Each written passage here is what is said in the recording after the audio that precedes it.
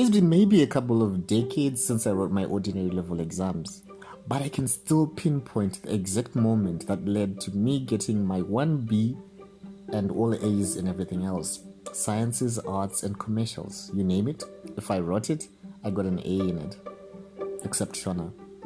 You could argue that a B is still a good pass, but then when you think about how it reflects that you can get an A pass in English but not in your local language, well, moving along, I think that the reason I got a B pass in Shona was because the examiner did not appreciate the literal but creative essay I submitted titled Kutsva Kwendebvu. Kutsva Kwendebvu, varume vanodzimurana is a Shona proverb that literally translates to when beards burn, men will douse each other out. This proverb means that there can be a situation when we need help from other people. No man is an island. The essay I wrote, I promised I would take to the grave, but since this blog is my attempt at immortality, I'm going to share what I remember of the story that I wrote in a Shona exam. Kutsva Kwendebvu. There was this mechanic who did mechanic things, fixing cars. Sometimes what cars simply needed to start was for you to suck out fuel from the fuel line and then spit it into the carburetor. And just like that, the car started rolling into life where it had previously been spluttering and coughing. Note, this is a yesteryear solution. Cars of today no longer have carburetors instead of fuel injection systems. Anyway, back to our mechanic friend. He was having a particularly hard time getting this one jalopy to start and had inadvertently swallowed copious amounts of fuel while trying to do the carburetor magic trick. Eventually, he managed to clear the blockage in the carburetor and the car finally started. Success.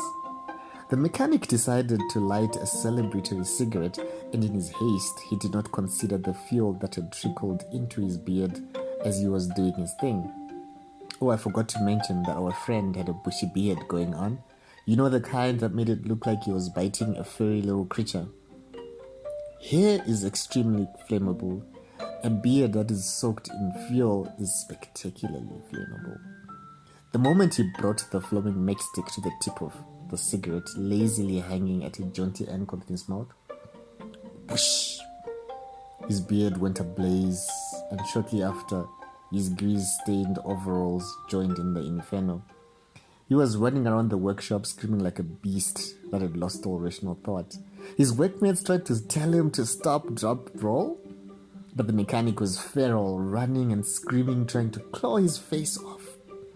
One guy grabbed a heavy mat they used to lie in when working on the underside of cars and dipped it into a bucket of water, then chased the man on fire and covered him, thus smothering out the fire. The incident took less than a minute, although it felt like eternity. The mechanic was more shaken than hurt, with his hair and beard and eyebrows completely singed off. Let's fast forward to a few years later when the mechanic was visiting his new now best friend on account of having saved his life. The friend was tinkering with a paraffin cooker that was refusing to light up because he had been sold water instead of paraffin.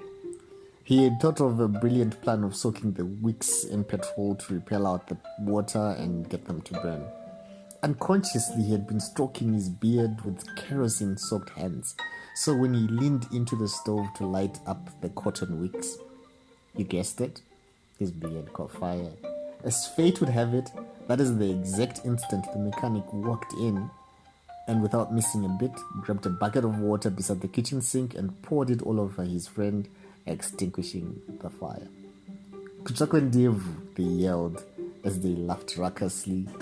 You wouldn't think anyone had just come a hair's breadth from a fiery death. The end.